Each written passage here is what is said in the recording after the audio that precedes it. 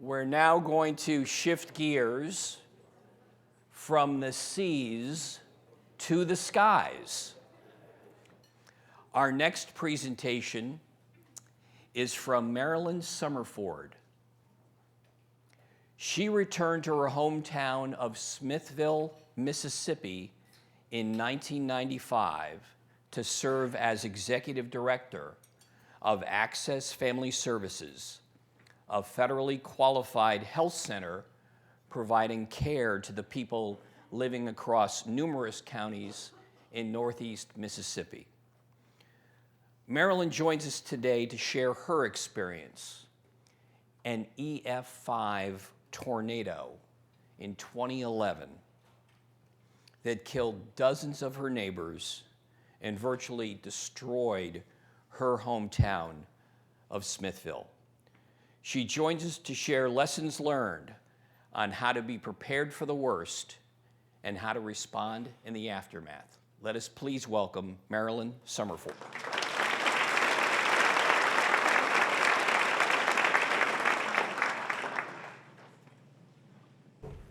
Thank you, Peter. You may be wondering today, why is someone from Mississippi coming to Massachusetts to talk to us about emergency preparedness? Well, my story is about a very large tornado and a very small town and some very ordinary people who did some very extraordinary things. And I guess that by my name on the program is probably the statement, if they can do it, anyone can. So I kind of feel like that's where we're coming from today. I'll tell you a little bit about Access. Access Family Health Services is a federally qualified health center that was chartered in 1978. We have 4 medical clinics and a dental clinic, and we're located in very rural areas of Mississippi. You probably think all areas of Mississippi are rural, and they are. Our claim to fame is that we're close to Tupelo, which is the birthplace of Elvis. So, and it was really strange after the tornado because everyone would say, "Where are you from?" I'd say Smithville, and they'd say, "Well, where's Smithville?" And then all of a sudden people know where it is, so that's a very strange feeling. But we have approximately 60 employees in our organization. We have about 10,000 users with about 30,000 visits. So when I tell you we're small, we are. We provide medical services, dental, and mental health services. One thing that makes this a little unique, one of the sayings among community health centers is if you know one community health center, you know one community health center, and that's really true. But we're also, Martina, a contract CBOC, or community-based outpatient clinic of the Memphis VA Medical Center. So we have been contracting as a CBOC since 1998, and we have almost 4,200 veterans that are enrolled under a capitated contract with the VA. Because we have a large veteran population, about 30% of our patients are over age 65. And I can tell you that emergency preparedness was not really a priority for us until after Hurricane Katrina. And that kind of made us aware of the importance of planning. So I can remember working for months on that red emergency manual, which I placed on the shelf, but we did begin that preparation process. And as we did our hazard vulnerability analysis, we found that we were at high risk for tornadoes and that we were at some risk for earthquakes because we do live on the New Madrid Fault. But to kind of take you back to 2011 and to the days prior to the tornado, we were on high alert for a few days because there was a supercell that was moving across the area. So we knew that there was a high risk that a tornado could happen in our area. This is a picture that kind of lets you see what we were experiencing on that day. Now, the thing that I think is most important about our story is that other than the weather alerts, it was just a typical day. We were experiencing tornado sirens. They would go off and then it would be over. We did have the weather alert because we're part of the VA system. We were getting weather alerts from them. And I was on a conference call. Imagine that. I was on a conference call that lasted about 3 hours. Those sirens were going off, and I finally announced that I had to leave that call because the sirens were sounding. And we were more alert than usual about the events of the day.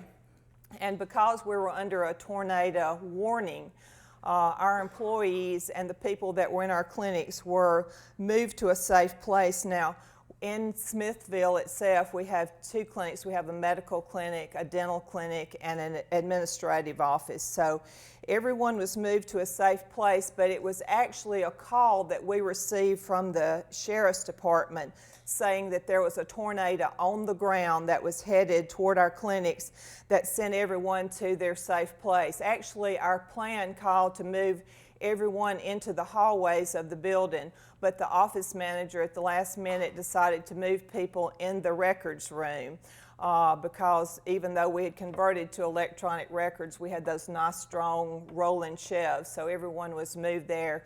In our dental clinic, because the space was a little bit small, some of the people were asked to move to a shelter, a nearby shelter.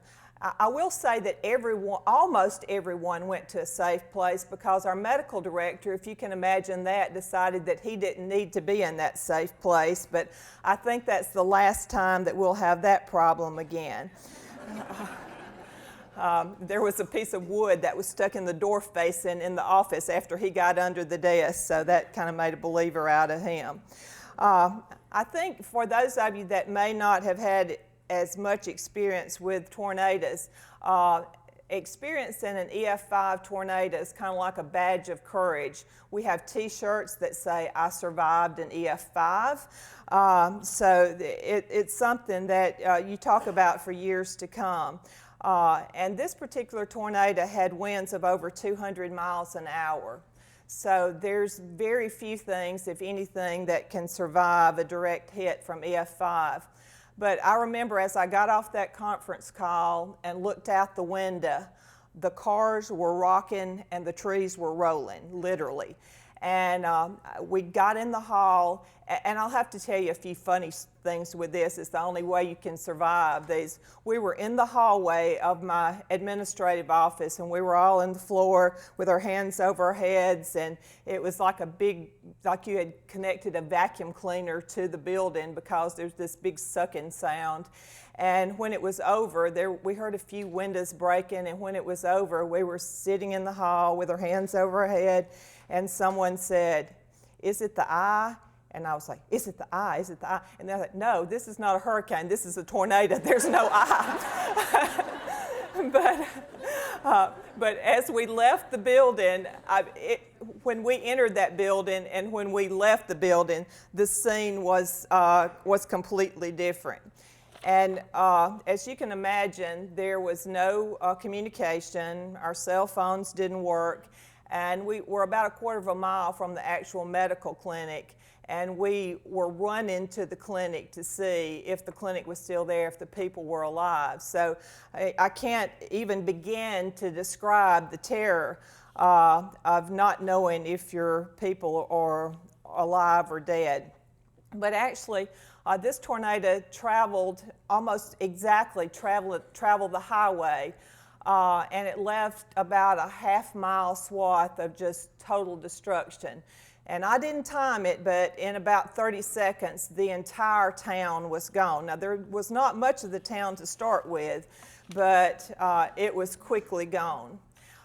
There were 16 people that were killed. There were between 80 and 100 that were injured.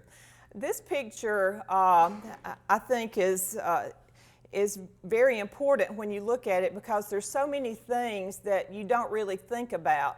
One of the first things that they realized that this cemetery, the headstones, almost all the headstones in the cemetery were turned over.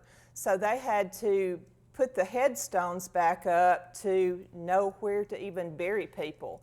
You see two coffins there, or two vaults. These were actually patients of ours. It was a husband and a wife. The wife was on home oxygen, and there was a storm shelter in that neighborhood, but she couldn't get to the storm shelter. So her husband chose to stay with her, and they were both killed. But think about, the cemetery, the headstones were turned over. Our funeral home was destroyed. There was no place to have funerals for the people that were killed in the tornado. For days that the churches were destroyed. There was no place to have services for those. It's about 16 miles from our town to the next town where there are funeral homes or grocery stores, any of those things. So things that you just take for granted change so quickly. I see the flags in the picture, and I can think about, one of the memories that sticks with me most is the days that followed the tornado, just the funeral processions. And people would line the streets as the funeral processions went by with their flags. But as soon as the tornado was over, the staff of our medical clinic hit the streets. But it changed, the disaster changed so quickly because immediately following the tornado, we were right in the heart of everything. The neighborhoods were completely destroyed. And people were actually, the homes were completely destroyed, as you'll see from some of the later pictures, and people were no longer in their homes. I remember our medical director and some of his nurses talk about when they grabbed their emergency kits and started going out in the neighborhoods. One thing that you can never forget is that people were just like zombies. There was just, there was just no emotion to them. But they were asking, do you need assistance? Do you need assistance? And they were telling about getting to one particular home, and they said, do you need help? And the person said, he's gone. And she said, what do you mean he's gone? Where did he go? And it was like, they just pointed up. He was taken away out of the house and was literally gone. So we were, the staff at our clinics were very involved immediately after the tornado, taking care of those immediate needs. And when I say immediate needs, they were intubating people. They were not just for first aid, but trying to get people ready to transport. Now, when I tell you this part of the story, you're going to think, yeah, you're from Mississippi, okay. But in a disaster, even the best laid plans, sometimes you have to improvise. The hospital that was about 15 miles from us, they were unable to actually reach the site because the tornado traveled the highway and all of the debris covered the highway. The helicopters couldn't land because of the weather conditions. We didn't have stretchers to transport people on, and there were people that needed transporting. So what do you do in the South? You improvise. We took doors from the clinics. We made stretchers with those doors. The clinic was basically destroyed, and I'll show you pictures of that as well. But they used those doors to make stretchers to move people. The only way that they could get some of the people out was to put the people on the doors, put them in the back of a pickup truck, and the ambulances came as far as they could come, and they transported people in the back of those pickup trucks to the ambulances so that they could get them to the hospital. Our clinic that was extremely damaged became a hospital. It became a morgue. The hospital people that were on site actually were in the neighborhoods, and they actually came to the clinic. But that's what everything looked like, and you've seen too many of these images lately. But there were 127 homes that were destroyed. There was just debris strewn everywhere. There were 60 homes with major damage. Another thing that you don't really think about is that your neighborhood changes so quickly. All of our landmarks were gone. These two pictures are two antebellum homes that were on Highway 25, and that was all that was left of them. The street signs were gone. My dad had a hardware store in Smithville. I grew up on Main Street, and suddenly I was lost in the place that I had lived all my life because everything looked so different, and we didn't even have street signs to locate where we were going. There were 19 of 20 businesses that were destroyed. And the thing that you have to imagine when all of your infrastructure is gone is, the things that become so ordinary are not ordinary anymore. Just imagine driving 15 miles to buy groceries, period. We actually became a food desert. Some would probably say that we were before, but we really did become a food desert. Fried foods is definitely one of the food groups in our area. But we truly became a food desert. And for almost 3 years, until just a few months ago, we had no place within 15 miles that you could buy fresh meat or buy fresh produce unless you have a garden. So things changed very quickly. Not only did we lose the businesses, but the town hall, the post office, the bank, and the school. So you start thinking about things like, where do you get your mail now that you have no post office? And it was a time of transition for the Postal Service, so the post office made the decision that they would not move back in the area. We didn't have a post office in the Texaco station. The bank is still in a temporary location. The school, we were weeks away from the end of school, and they were getting ready for the state testing. They were getting ready for graduation, no school. So they set up a temporary campus, and actually the school just reopened this fall. So, one of the top priorities became to restore those parts of the infrastructure that were so important.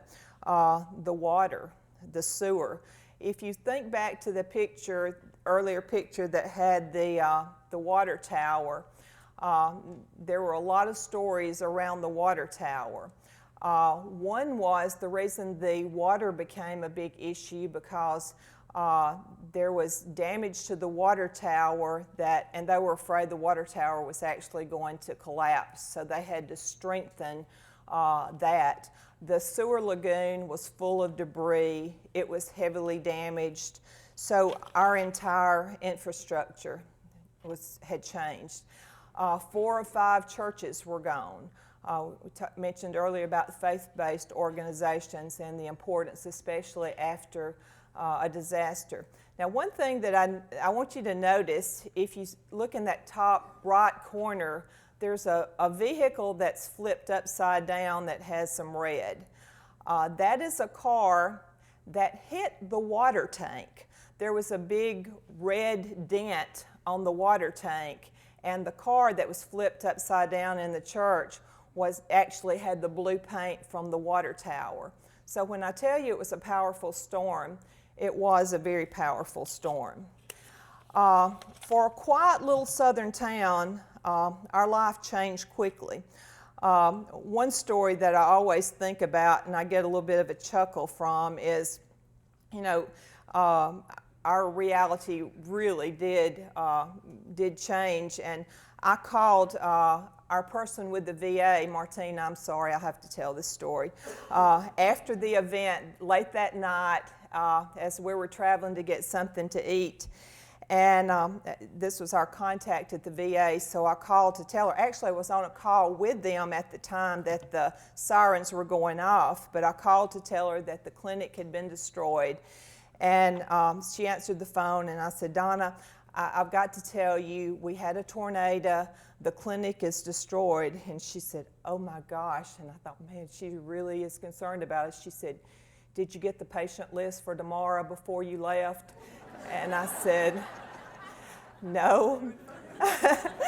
I'm sorry, we were a little more concerned about saving our own lives, and the patients. But, people that don't experience it sometimes don't understand what it's like to be in the heat of the moment. But our reality was very different. If you see in the bottom right corner, there's Secretary Napolitano. So there were command centers that were set up everywhere. The top right hand, the Piggly Wiggly, became the command center. We had the MEMA, which is our Mississippi Emergency Management Agency. We had the Sheriff's Department. We had the State Department of Health. There were a lot of command centers there. And they essentially locked down the entire community. Okay, this is Smithville Medical Clinic before the tornado, and this is after.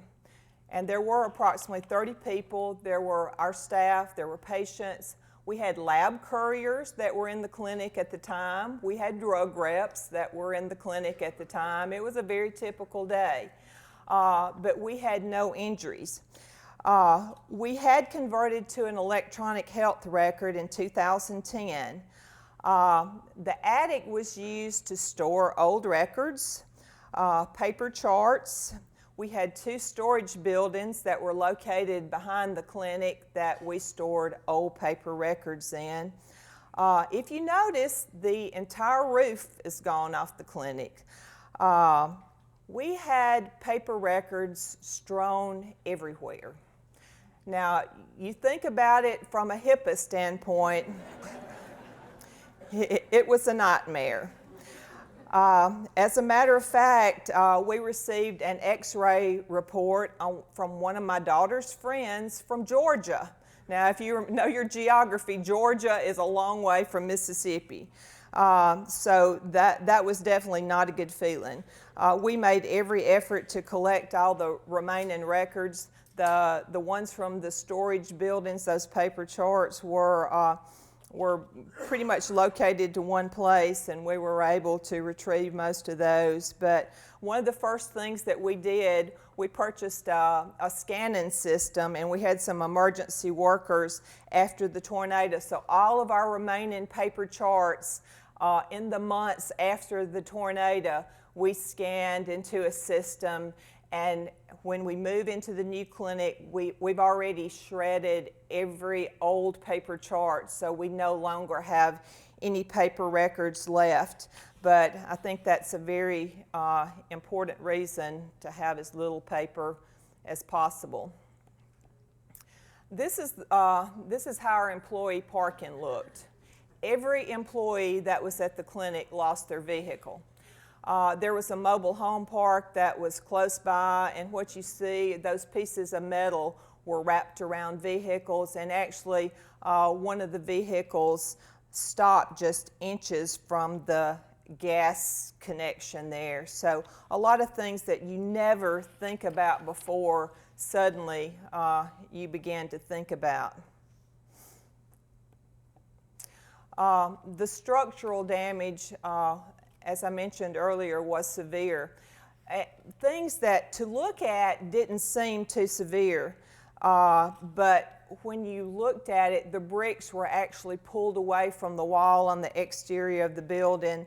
In our boardroom, the ceiling was picked up and set back down. We had paper between the actual crown mold and the ceiling.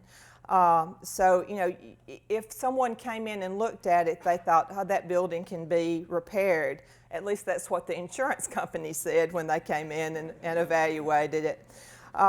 So, they had to do a complete and thorough assessment, and that's really where the fun began.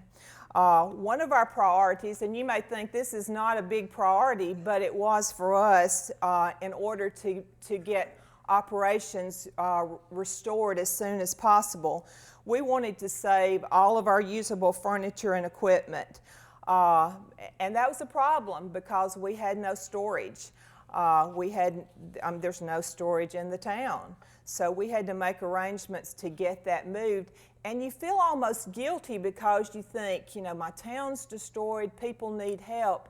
And it was a big priority for us to save everything we could save, our files, our records, and get them out of the clinic, get them to a safe place so that we could get them in a new clinic or in a temporary clinic. And that was a key to us restoring operations just as soon as possible. And this is what things look like. The clinic was located in a residential area, and that's what we saw all around the clinic. And as I mentioned, the doctors and nurses just responded in those neighborhoods. Now, this was the initial command center, and this was just one of the little town buildings where people were waiting during the search and recovery. And here again is one of the help arriving. You can see the Red Cross tent in the background. One thing that we did in our community, the United Way agency, I sit on the board of that organization, and we set up a warehouse that was in a vacant furniture manufacturing building. And that was very important for our community because everything was coordinated to one place. We had relief organizations that came in immediately after, and in order to receive supplies, you have to have a place. And that is an issue in a rural area. But we had people that volunteered to work that warehouse, and it really became a great thing for the community. Now, every restoration process is a little bit different, but this is kind of how our process went. The thing that kept me awake the night of the tornado was, how do we keep people working? Because that was so important as the only medical provider in the community and such a key part to this little town. It was important for us to keep our people working. So we deployed staff to 2 of our clinics. We had a clinic in a little town called Tremont that was about 15 miles away, and then Tupelo, which is about 45 miles away. So we were able to deploy people to those clinics. We notified the patients by every means possible that they could go to those clinics. There were only 3 days that patients did not have access to their provider and their nurses, not at Smithville Clinic, but they knew that they could communicate with them. And Martina talked about the secure messaging, and that's so important for the patients to be able to feel like they have access to their providers, and we do have secure messaging as well. So first we deployed staff to those clinics, then we brought in a mobile unit, then we brought in a modular unit, and then we began the planning for the actual construction of our new clinic, which the dedication is scheduled for June 1st. More to follow. This is the mobile unit that we got through an agreement with another community health center. We were able to send staff and bring that unit back, and it opened. April 27th was the tornado, and on May 10th we were able to restore limited services in that mobile unit. Notice the little tent on the left side. That was our expanded waiting area, so we had to have water for those people, but it did the job. It was handicapped accessible. This is our modular unit, which we're still working out of the modular unit, and it was received through a grant from AmeriCares. One of the things that we had to do is make sure we actually put this unit on the site where our existing clinic stood. So that saved us a lot of headaches from a scope standpoint because our address didn't change. We were at the very same location. But we did have to have handicap ramps, and we've had some issues with that because we decided to build a substantial ramps on the front and the back. It's a lot faster to use the metal ones, and we have had some problems with traction on those ramps and making sure we had surfaces that people didn't slip. We tried to add a few things. You know, trees were gone. You forget how important trees are. We had some really nice crepe myrtles, so we wanted to maintain that atmosphere. So we had some donations of some picnic tables, so we put out picnic tables and plants and things to make it a little more desirable to the patients and to our employees. Okay, some of the lessons that we learned, I kind of put them in different categories. One was the financial part of it. And when I say, the first one you may say, well, so how much is adequate? But I said maintain cash reserves that are adequate for an emergency. And, you know, I think my perception was that after you have an emergency, there are truckloads of money that immediately start rolling in. And I can assure you that that's not the case. And FEMA does not bring truckloads of money. MEMA does not bring truckloads of money. And as it would happen, the time that our disaster hit, we are a federally qualified health center. Our fiscal year starts February 1st. Well, in 2011, we were operating on a continuing resolution. So we did not get our full grant funding. We only got grant funding from February to the end of June, I think. We could not draw down any additional grant funds. So we were pretty much on our own. And I think that's usually the way things happen, but that's the reason it's so important to have that reserve. Another thing that I found was very important that I guess I never had thought about that much is that having a diverse revenue stream and how important that is in a disaster. Our contract with the VA is a capitated contract. That was important. We had that cash flow from that capitated contract, but it was also important that we maintained our obligations under the contract. So we couldn't, just because it was a capitated contract, we didn't have any slack. We still had to do that. This may be a Southern saying, but don't put all of your eggs in one basket. And it's kind of strange because if you keep up with the weather, we've had another string of tornadoes in Mississippi that happened actually almost 3 years to the day from this one. And we brought in some of the community leaders from Louisville and some of the other areas that were destroyed. And as we were eating lunch that day, one of the things I heard them say was, well, we've learned to don't put all your eggs in one basket, because in that particular community, their hospital, their nursing home, their clinics, all of their medical facilities were in one area, and the hospital was completely destroyed. They were sheltering people in, and it was destroyed. The emergency department, which was should have been their operations center, was destroyed. You know, they didn't have nursing home. They had to find a place to take all their nursing home patients. So it's, in our situation, it was very beneficial to us because our administrative office was in a separate location from our clinic, and that became our operations center. And it's not a very big building, and we had 16, 18 people a lot of times working out of that location, but it was very important. One of the things that it was important for was with our indigent medicine program, because that was a big need after the tornado, so we were able to make sure that those indigent patients had access to their medications. Reaching out to relief organizations. Actually, so many of those relief organizations reached out to us, and I wasn't aware of all the services that they were able to provide for us. So before the disaster happens, it's important to know the different organizations and what they can do for you. That AmeriCares grant was a huge thing with us trying to get a clinic back in operation.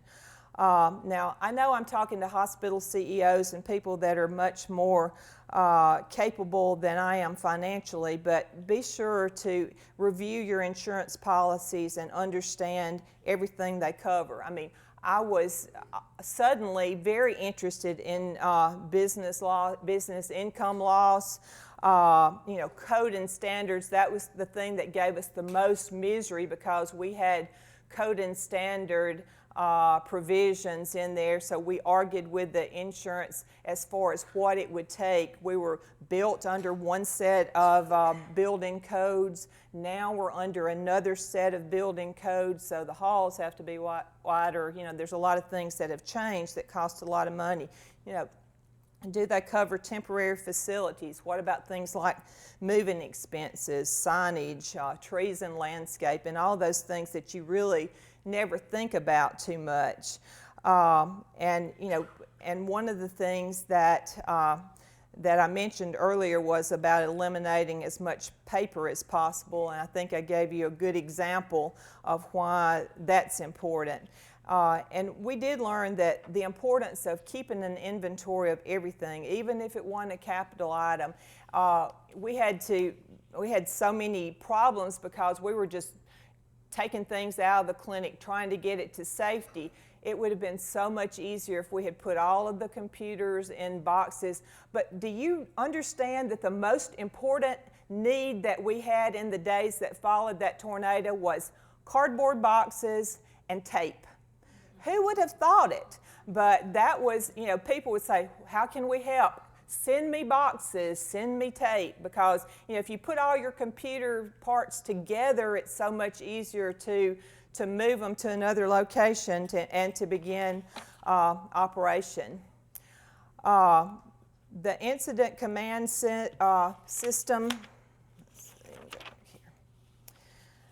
because of our affiliation with the VA, we had drilled, we were familiar with the incident command system.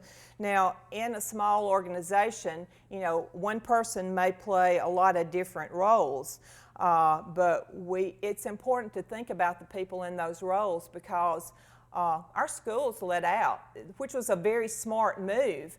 But if the school lets out and the person who is in charge at your clinic has small children and no babysitter, so they don't have anyone to keep the kids if the school lets out, then they're not going to be around when the tornado hits. So, think about the people and their obligations that are in those roles, and if they're going to be able to fulfill those roles, if a disaster truly occurs, if they have the resources to allow them to do their job. The tabletop drills are very important. One of the things that I found in working with different groups in the community after the tornado and these years that have followed is that a lot of people had the same plans. They were all planning on using the same ambulances, and if everybody's in the same, if it hits in one area, there aren't enough ambulances to take care of everybody's patients. So many of those scenarios that may not be usual and probably never will happen, they can happen, so imagine all of those. As a community health center, we had a pen that's related to the federal tort claims coverage in emergencies, and that was something that was important to our providers. We were fortunate in the fact that the kind of aid that we provided was immediately after the tornado, and after it was over, in the next few hours, that role changed. We didn't need a lot of the supplies. People sent in splints and all kinds of gloves and all those things that we didn't really have a need for immediately after. Our role changed quickly to giving tetanus vaccines because people were cleaning up debris and they were being stuck by nails. So in the weeks that followed, providing the tetanus and just the medications to people that had lost their medications was a very important thing. One thing that we found was important was to designate a relief coordinator, because if you're going to to access these supplies and services that are available, you need to have, or at least someone that's in your incident command system has the role of communicating what your needs are, and that you're talking on a regular basis so that you can articulate, these are our needs at this point, this is what we anticipate our needs will be later on. Now, this was a really small thing, but it was very important to us after the emergency. We had shirts with logos on it, and because we were locked down and we had the highway patrol that was monitoring everything, we needed to get our people in to move out furniture and supplies, and that was not a priority for them. I will say that Mississippi has a new system in place where they issue a pass to people that work for health care organizations, and other states may have this as well, where that you can get your key people in, but at that time we couldn't. And just because our people wore their shirts with the Access logo on it, they became accustomed to seeing that. So they would still validate that they were a critical person that we needed to get in, but they knew when they saw that shirt that they were an employee of ours. I've mentioned several times, but I think it bears repeating: plan, plan, plan for storage. If you receive all these medications for people, where are you going to put them? Because when you sign on that line that you're accepting all these medications, we also accepted personal hygiene products, we accepted different medical supplies. If you're taking responsibility for that, you have to have the systems in place to store those supplies and to manage those supplies. And it's so important to have your agreements in place for those mobile clinics, the things that you think you'll need afterwards before the disaster strikes. Evaluate the resources for patient medications. One of the things that we used some of our donations was to get gift cards to give to our patients if they needed their insulin or those immediate supplies. But we had our patient assistance nurse that was working, basically around the clock, helping our patients get those medications that were so important.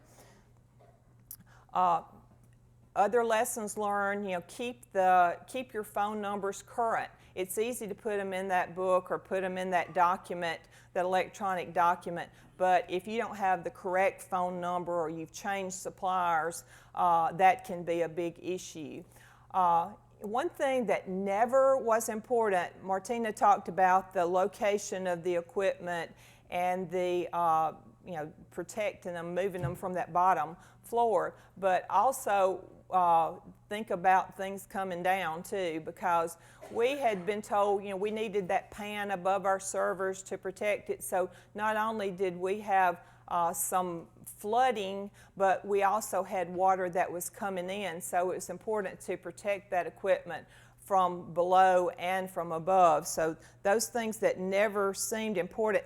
And we had another situation probably a few months after the tornado at another clinic. We were in a mall facility and they had major roof failure, and we had water coming in and pooling in the lights, and that was again the second time in an organization as small as ours where it was important. It's important to have the agreements in place, like with the state health department, so that you can dispense those vaccines. They wouldn't let just everyone go out in the communities and give these tetanus vaccines, but we were able to do that in the other communities. And it's important to understand before disasters happen how you're going to work with your local Red Cross and other organizations, because only the Red Cross has, in our community, they could provide that first aid care. So it's important that they understand you, what services you provide, what you're going to be able to do in the community, so that they'll know how to fill in that gap. Incorporating safe rooms as you begin to plan for recovery, how you're going to incorporate safe rooms into construction, or if you're going to purchase safe rooms.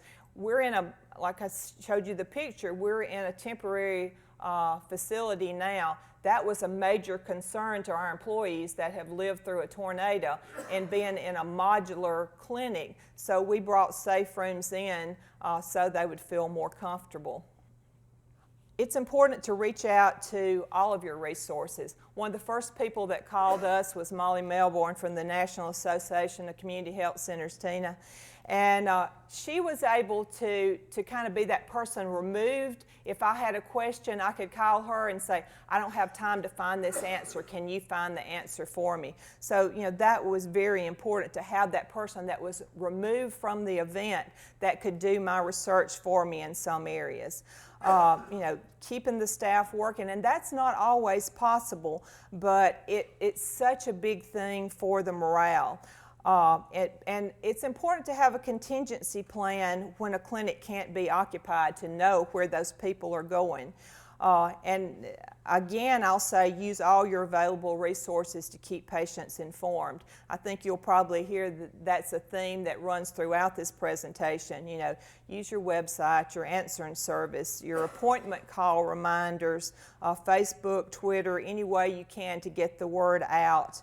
And it's really important. So many of the things that happened in our disaster happened immediately after, and then going back and trying to figure out what supplies were used, if we were going to recover that expense so that we knew in the heat of the moment what we had used and how much time we were logging in.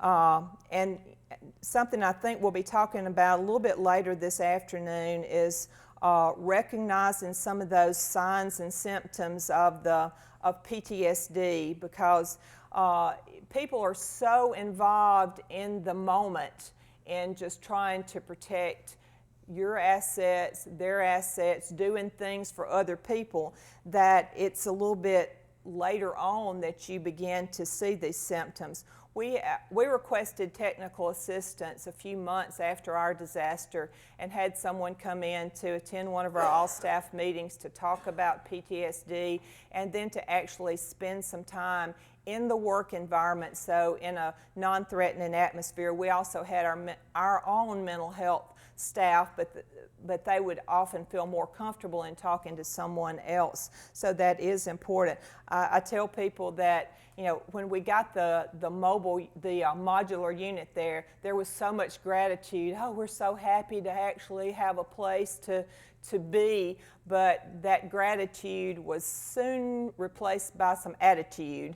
And it lasts for about 3 years, at least. I can vouch for that. But there are things that we went through battles the first summer we were in the modular unit about the control of the temperature, because it was not as comfortable as our other building was. So we had out-and-out warfare between the front office people and the nurses about the temperature because it was just too hot. So those are the types of things to look for that may show that you are dealing with some PTSD. And then, as you can see, it's important to have those photographs to document your story. So you may not be able to take them, but be sure that somebody is able to tell your story, because you forget these things. A lot of things you don't see, but then they make a lot of sense later. And one thing that this may seem like a really mean thing to say, but it is okay to say no. Sometimes people want to do things for you.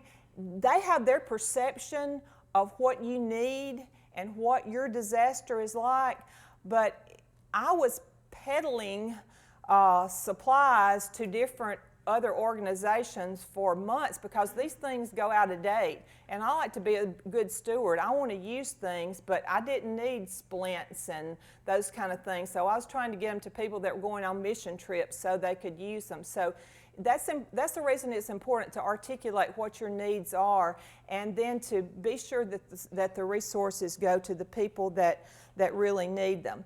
Now, I'm going to go through this part pretty quickly, but we are on the road to recovery.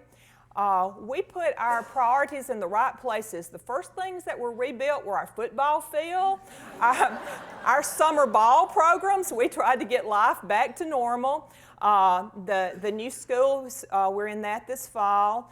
The Dome Gym serves a multi-purpose. It is our community shelter.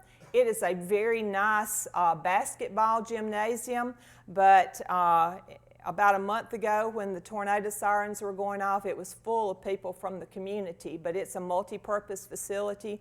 We have our ball fields, some beautiful churches that have taken the place. Some of the businesses are building back. We have some very nice homes. We just celebrated the opening of our town hall, the government complex in the bottom. This is the new Smithville Clinic. Our dedication is planned for June 1st. We're very excited about that. I don't expect you to see what I've got on this slide, but we have 9 exam rooms. We have a trauma room, a telehealth room. And this is kind of the way it happened. We were very fortunate. One of the very first things first time since I had been with Access that there was a capital grant opportunity. So we got a $1.6 million construction grant. We had about $670,000 in insurance proceeds. We estimate about $393,000 from FEMA public assistance. We have received $1,185. 3 years later, except for $73,000, I think, for a mitigation grant. We have a mitigation grant to build our safe room that's also our training room, and about $35,000 in donations. So we have about almost a $3 million project, which we expect to complete without any debt. And that's just some pictures. It's a very nice facility. I wanted you to see this. This is our tornado safe room. It's also our training room. It has cinder block walls with concrete. It has an elevated concrete slab ceiling, so it will be our training room, but it meets all the requirements for a FEMA safe room. And life goes on in Tornado Alley. These are our above ground shelters. A few weeks ago, this is our staff when those tornado sirens go off, and even our medical director who hid under the desk was in the shelter. But this is just a reality, and that training room looks much better than these above ground shelters. And the thing that we have to do is not forget these lessons, these lives that were lost should not have been in vain. So if we can learn some lessons, then hopefully we can prevent this in the future. And the one thing that I feel like is most important of anything that I've told you is that the planning process is more important in the plan. It's not that you've got it in a safe somewhere. It's not what shelf it's on. It's that you have been through that process. You have thought through these different scenarios, that you've taken other people's difficult lessons and have made your community a safer place to live. That's it.